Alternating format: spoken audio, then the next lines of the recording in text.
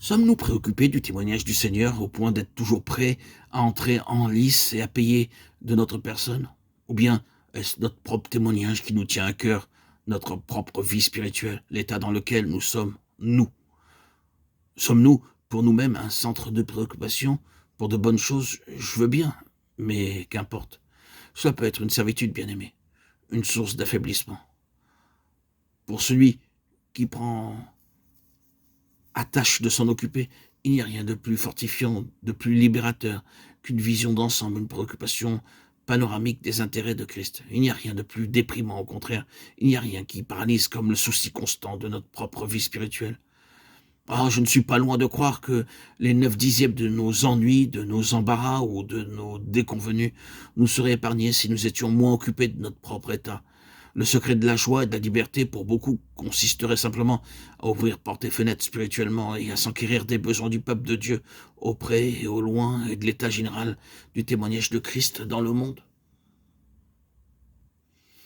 Où en sommes-nous à cet égard? Notre intérêt spirituel rayonne-t-il au dehors? Y a-t-il dans notre attitude cette préoccupation active pour le témoignage du Seigneur sur toute la face de la terre? Nous rendons-nous compte qu'il y a, à l'heure actuelle, quelque chose après quoi Dieu soupire? Savons-nous ce que c'est et comment il l'obtiendra? Nous préoccupons-nous de lui fournir les moyens d'arriver à ses fins? C'est à ce titre-là seulement que nous pouvons prétendre à une place dans ce témoignage.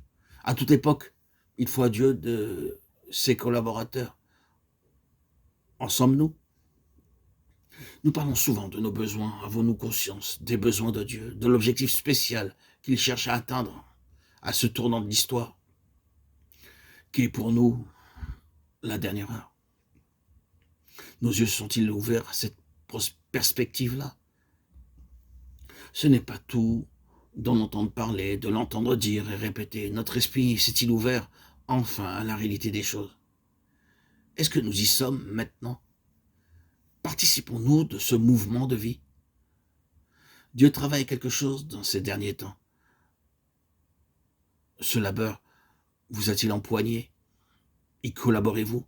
Y attachez-vous votre pensée?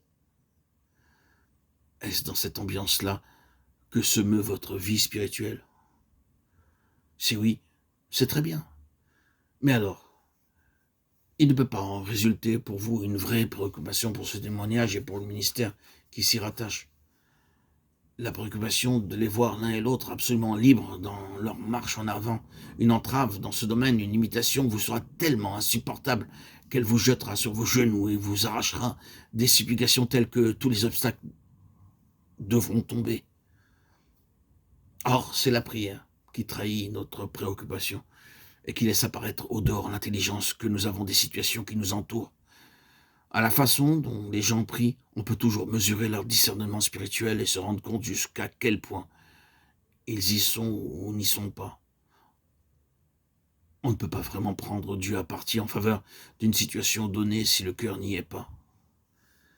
Quand le cœur y est, c'est plus fort que vous. Quelle pierre de touche, n'est-ce pas?